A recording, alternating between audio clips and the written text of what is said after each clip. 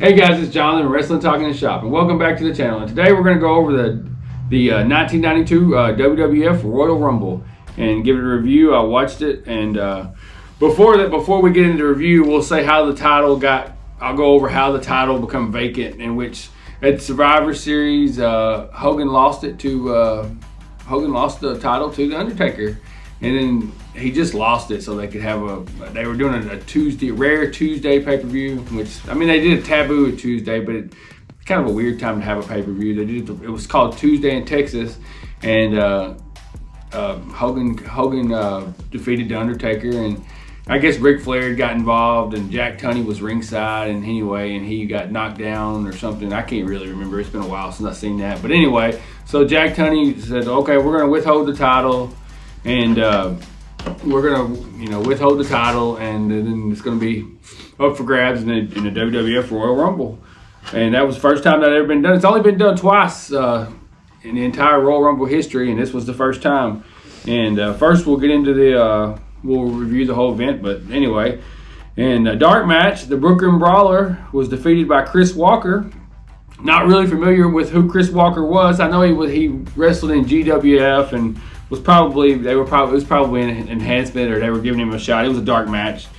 And then the Orient Express with Mr. Fuji versus the New Hart Foundation, Jim Neidhart and Owen Hart.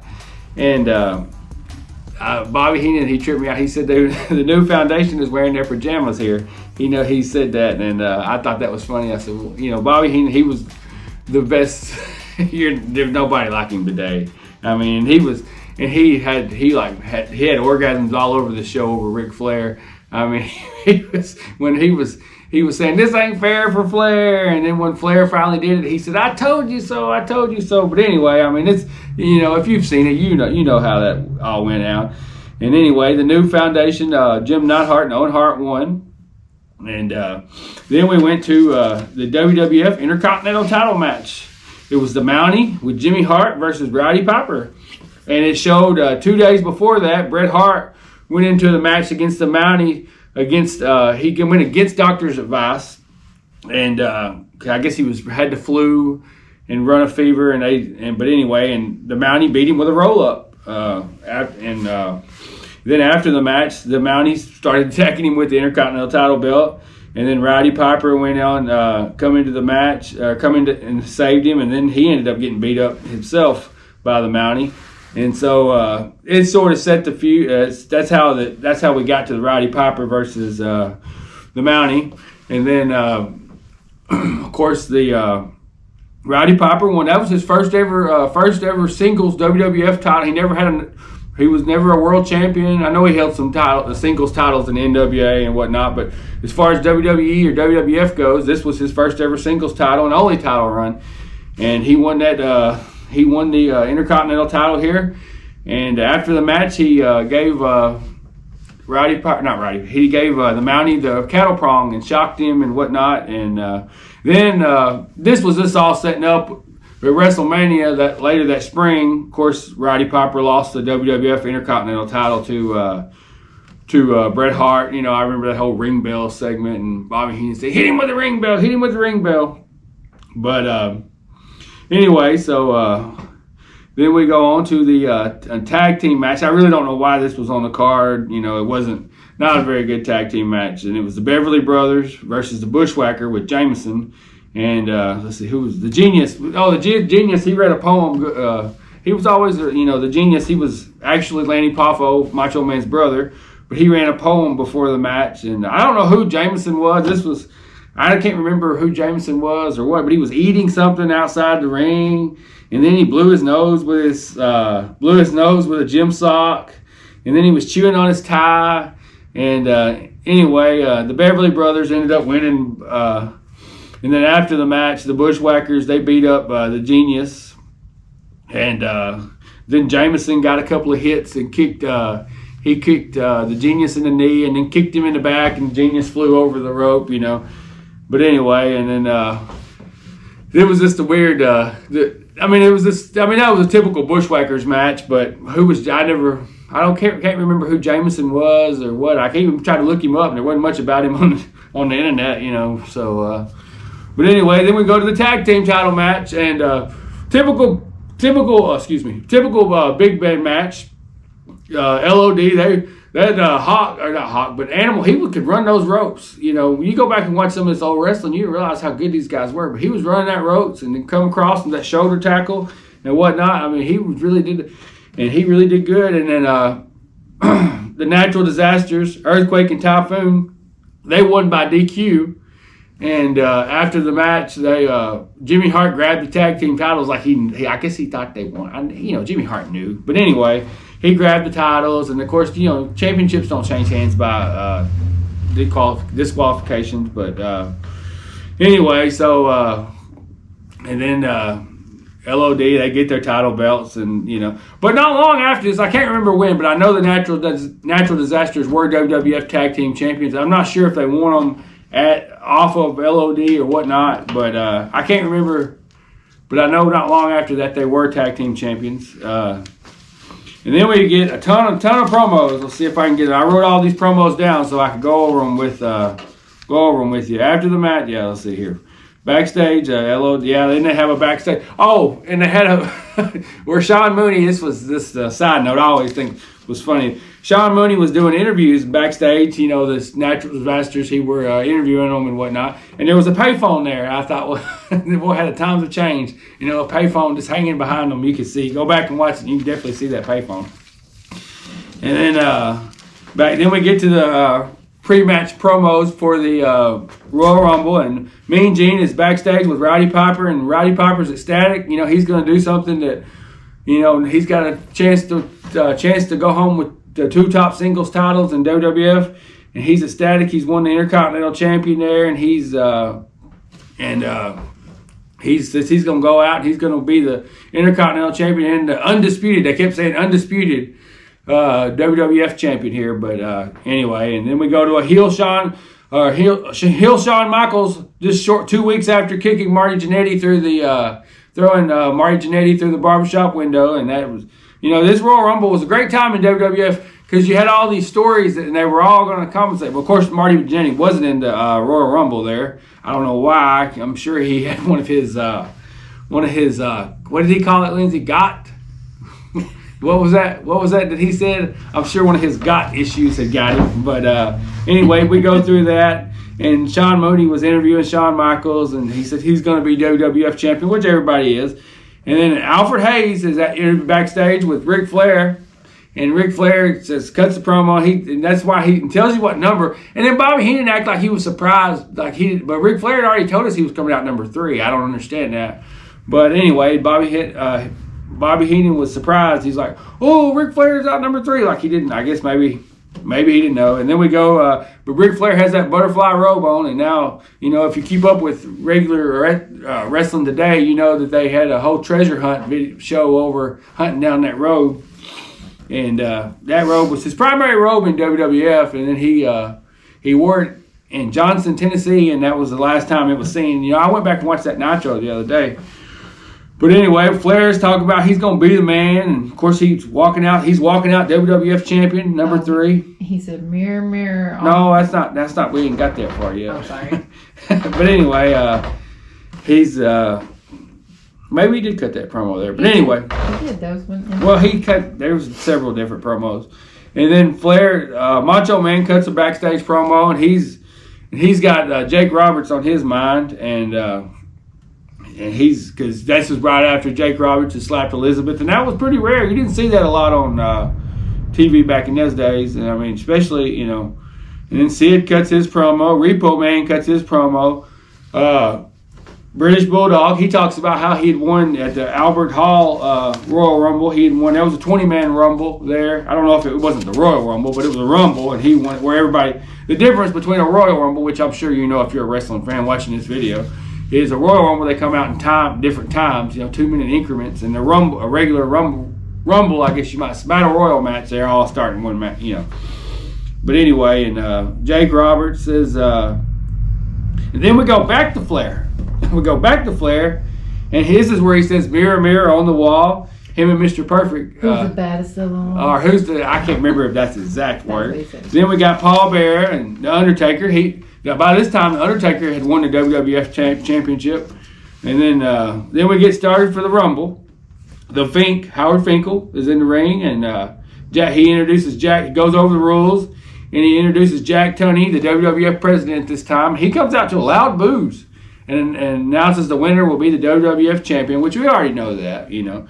And out number one is the British Bulldog, and British Bulldog had a good run in this Rumble. I'm really surprised that he got such a good run, but he was eventually eliminated by Ric Flair. But he did have a hell of a run. But anyway, he was out number one, and Ted DiBiase was out number two, and of course Ric Flair comes out number three in that robe. He drops that robe, and he's all business, you know. And this is mainly the Ric Flair show. You go back, if you were watching this in 1992, you should have known that Ric Flair was going to win this, because the way, you know, Bobby Heenan was, oh my God, I cannot believe he's going. And then the whole time he's in there, Gorilla Monsoon is saying, you know, he's not going to, you know, nobody has ever come out 1 through 5 and won the title. Oh, something else I was going to mention. Let's see if I can remember and find my notes here on it.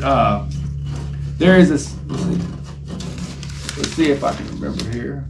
Oh, there is a sign. A fan has a sign in the crowd. And on that sign it says, on the 8th day, God created Gorilla Monsoon. And he mentioned that he said, what did that sign say, Bobby? What did that? He was proud of that, you know, and that was probably a good thing for him, you know. But anyway, and we'll get back to the Rumble. I just want to mention that, you know, I like to go back and look at those little things, you know. But number 3, Flair comes out, and then Sags, Nasty Boy, and then he's number 4. And by this time, British Bulldog eliminates Ted DiBiase before Ric Flair even enters the ring, and he's out. So it's basically Flair and Bulldog, and then Sags comes out, and he's eliminated 4th. I tried to keep up with the eliminations in winter order, but you got to really watch it, you know. And I did the best I could, but I'm not going to be able to keep up. At some point, I just gave up. And but anyway, Sags is out, and then Haku comes in, and he kind of helps Flair out a little bit. You know, the heels kind of help the heels. You know, it's the typical how wrestling was back then, heels and faces. You know, the heels are going to work with the heels, but it is every man for himself, and it does turn up. And then out number 6 is Shawn Michaels. And you get some action with him and Flair. I mean, that's kind of interesting to go back and watch that with how things turned out with Flair, you know. And then number 7 is Tito Santana. He goes right after Flair. And everybody's after Flair, but he manages to make it all the way to the end. And then the Barbarian is out number 8. And then, let's see, who is... And then number 9 comes out is Kerry Von Erich, and he comes out number 9. And of course, he goes right after Flair. And that's still interesting to know that, you know, Kerry Von Erich won. They had a lot of history together. He won the world title in Dallas from Flair, and, you know, they go a lot of. And then number 10 comes out, and Repo Man. Repo Man is number 10. And the Repo, he kind of sneaks up in there, you know, like the Repo Man, you know, but. Anyway, and then number 11 is Greg Valentine. Nikolai Volkov is number 12. 13 is Boss Man. And 14 is Hercules Hernandez. 15 is Rowdy Piper. 16 is Jake Roberts. I'll just go over these and I'll go back and sort of talk about it. 17th is Jim Duggan. 18 is IRS. And Jimmy Snuka, he comes out at number 19. Number 20 is... The Undertaker. And Undertaker immediately goes in and eliminates Jimmy Snuka. So I guess that's maybe why they had their WrestleMania match, and that was the start of the streak there. You know, and then Macho Man comes out. He's number 21. The Berserker comes out, number 22, and he's you know, that's Bruiser Brody. He's a Bruiser Brody knockoff. Number 23 is Virgil. Number 24 is Colonel Mustafa, the Iron Sheik. You know, he's still doing that. Number 25 is Rick Martel, the former AWA champion. I wrote that down. And number 26 is Hulk Hogan. And number 27 is Skinner. Sort of a weird entrance, you know, there. But number 28 is Sergeant Slaughter. And 29 is Sid Justice. And number 30 is Warlord. And that was a great Rumble match. You had so many different stories going in there, and just look at the amount of Hall of Famers we've got. And it's sad. It's sort of a sad aspect. You go back, and a lot of those guys are no longer with us. But that's just part of life. None of us are going to be here forever.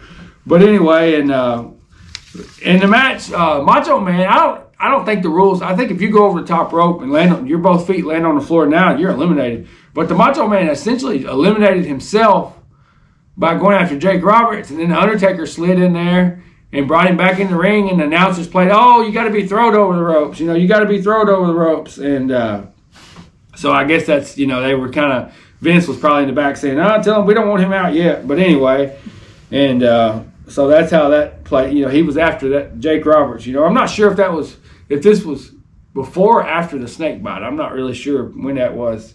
But let's see here. Lost my dang paper again. But anyway, that was and then Ric Flair manages to stay to the end. And when I lost my dang paper here. I wrote 5 pages of notes here, and I can't remember where the last one is. Let's see here. Damn it. Anyway, what? No, don't cut it. We'll just our production qualities may not be that great. But anyway, it's and then you get down to, I'm trying to remember I just got through watching this. I watched it right before. I've seen it a million times. But I lost my damn notes. I got 5 pages here, but I'm on the last page. But like I said, Bobby Heenan, he was saying, "I told you so, I told you so." And then, of course, we get down to it, and you can kind of see Rowdy Piper and Hogan are battling there at the end. And I thought that was cool, too, to see, because I don't think they had crossed paths since the early WrestleMania days. And I thought when they were going back at it, getting at it. And then it gets down to Macho Man, Sid, Hogan, and Flair. And, of course, Sid dumps Flair out. And then Hogan and Flair are wrestling in the corner there, and he's got his back toward, and Sid throws Hogan out, and then of course he's, and I'm a Hogan guy, but of course, this made him look bad. He's upset, we're friends, and even though Hogan had cut a promo and said, it's every man for himself in the back, he did cut that promo and say that, but he's upset that one of his friends threw him out. But anyway, so then he helps Flair win the WWF Championship there, and then Flair doesn't even get his spotlight. He doesn't even get his spotlight. They, of course, Hogan and Sid are in there, and they're pushing each other, and then they're posing, and Hogan's getting a lot of boos. And Sid's getting some cheers, and Sid has always been cheered well in the Northeast. So I mean, that's not really no surprise there. But I wanted to go back here for a second and talk about Sid if you go back and watch, Sid threw Sergeant Slaughter across that ring, and Sergeant Slaughter hit that turnbuckle and went over. I mean, it's just like Sid threw him like a softball. I'm good. And then, but I just thought that was crazy. But and then we go backstage, and then Ric Flair cuts that promo where, with a tear in my eye, this is the greatest moment in my greatest day of my life. I'm the WWF champion. Essentially, this is the real world's champion. This is the only title that matters in wrestling history, or wrestling business. The WWF. He's throwing shade at the NWA and WCW. But anyway, he's throwing shade at them there at that. And of course, as a young kid, you thought, well, we're getting the WrestleMania match, and it's going to be Hogan versus Flair. But that's not the way it worked out. We ended up getting Sid Justice, I guess was his name here. Sid Justice versus Hulk Hogan on like a main event match. I think it was Friday night main event or Saturday night main event. I can't really remember which one. But Sid Justice walked out and officially turned heel on Hogan in a tag match, and so they two battled at WrestleMania, and that was when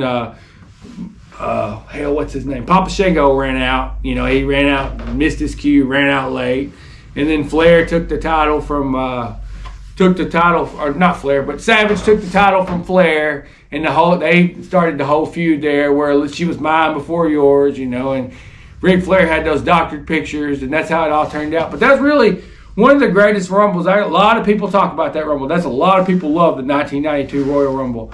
And it was definitely the greatest one so far. And I'm a Hulk Hogan guy.